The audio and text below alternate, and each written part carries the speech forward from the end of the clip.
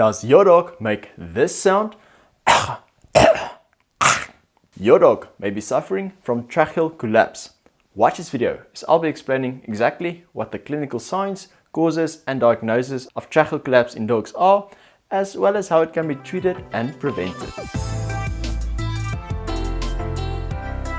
Hey guys, Dogtorpete here. I'm a veterinarian from South Africa. Now, tracheal collapse is one of the most common causes of coughing and airway obstruction in dogs. The trachea, also known as the windpipe, is basically a tube that allows the air from the outside of the world to enter the lungs. Now, the trachea can be thought of resembling a vacuum cleaner pipe. It is flexible yet firm and reinforced by strong tracheal rings. Now, the tracheal rings aren't really complete but rather C-shaped, with the open end facing the inside of the neck with a ligament attaching the one end to the other. Now, sometimes these cartilage rings and the membrane can start to weaken, and when the dog breathes air in, for example during inspiration, the internal tracheal diameter will start to decrease in size, and this is what we refer to as tracheal collapse. Now, the exact cause of tracheal collapse is unknown. We do know that it is most often seen in small and toy dog breeds such as the Pomeranian, Yorkshire Terrier, Poodle and Chihuahuas, and although we do see this in younger dogs, we often only see it in middle-aged to older dogs. These patients are often also obese, and they do sometimes live with pet owners who smoke. There's also a strong school of thought that believe that tracheal collapse is inheritable due to its relation to the structure and conformation of the trachea. Now, when a dog inhales air and the tracheal collapse, this causes less air to enter the lungs, and this will result in a dog going into a panic state because there's not enough air in the system, which will then cause the tracheal rings and the membrane to move up and down. This causes irritation within the trachea, leading to inflammation. Inflammation causes a further decrease in the diameter, thus resulting in less air entering the lungs. The dog panics more, coughs more, and this kind of leads to a snowball effect which only worsens the condition. Now, dogs suffering from tracheal collapse will often have this dry, chronic, goose honking cough. And I'll show you an example of a video right here.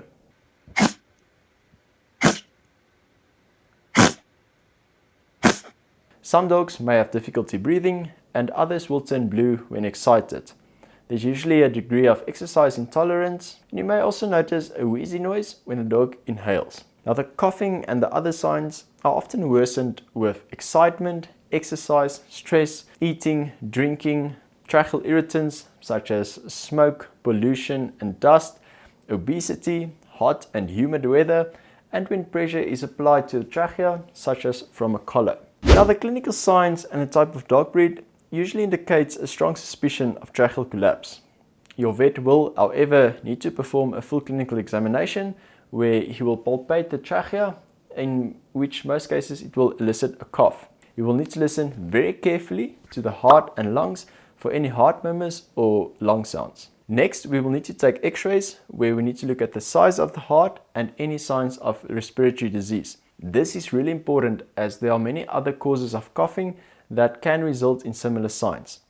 Now, we can sometimes diagnose tracheal collapse based on an x-ray, but the problem with this is that tracheal collapse is a dynamic process and an x-ray is only taken at a certain point in time, and thus we can sometimes miss tracheal collapse on x-rays. It is therefore very beneficial to perform a fluoroscopy, which is basically like taking a moving x-ray, and thus we are able to monitor the movement of the trachea over a short period of time. The problem with this is fluoroscopy is not always accessible and is usually only found at veterinary teaching hospitals and veterinary referral centers. A bronchoscope is also one of the best ways to diagnose this condition, and this is basically attaching a camera to a tube that we insert into an anesthetized dog's airways to look at the movement of the trachea.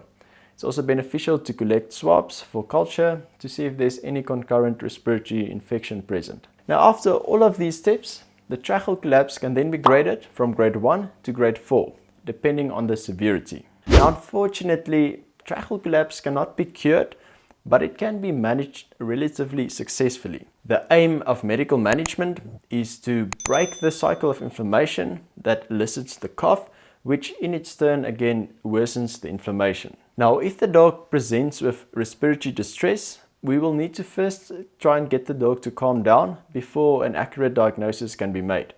The dog will be placed in a cool and quiet environment with some oxygen supplementation, and if this does not work, we might also give a light sedation and a cough suppressant such as butorphanol to help calm the dog down. Now, corticosteroids such as prednisolone and fluticasone will also help to reduce the inflammation and irritation within the trachea. Now, the inflammatory tissue within the trachea will reduce its lumen and thus prevent air from going into the lungs, which results in the exercise intolerance and respiratory distress that we see, and corticosteroids generally help to reduce this. Bronchodilators such as albuterol, terbutaline and theophylline will also help to open the airways within the lungs. This will help to take off some of the pressure within the trachea, and it will also help to increase the clearance of mucus from the airways, which will help to reduce the fatigueness of the diaphragm. Now, dogs with tracheal collapse are much higher likely to develop respiratory infections, and thus the dog may be put on antibiotics if there's a suspicion or diagnosis made of tracheal collapse. Recent research has shown that stanolizol, which is a testosterone derivative, may also help with dogs with tracheal collapse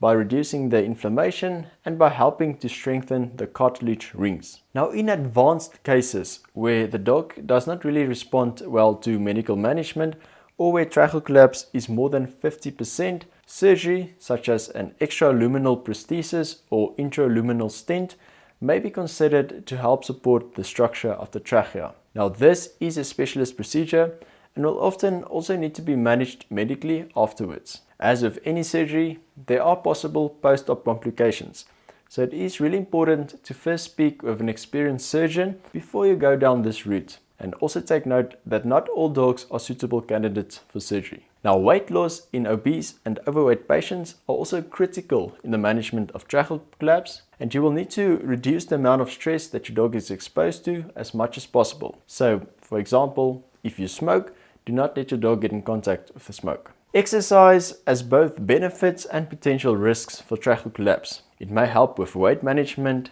and to keep the dog calm, but when the dog gets overexcited or starts to breathe rapidly, this can cause some potential risks. What we usually recommend is long, sustained, controlled leash walking if your dog's temperament and symptoms allow it. It's also a good idea to swap out a dog's collar for a harness to help reduce the pressure put on the trachea. Now, at present, there's unfortunately no real way to prevent tracheal collapse in dogs, but maintaining an ideal body weight and reducing the dog's exposure to irritants have seemed to help. Your dog's home should be free of cigarette smoke and strong fragrances. And allergen and dust exposure can be reduced by keeping the windows closed, installing and running an air conditioning or HEPA air filtration system, and by cleaning the house regularly. Now, tracheal collapse can very easily be confused with other causes of upper and lower respiratory tract conditions. So make sure to watch this video on the top 8 most common causes of coughing in dogs,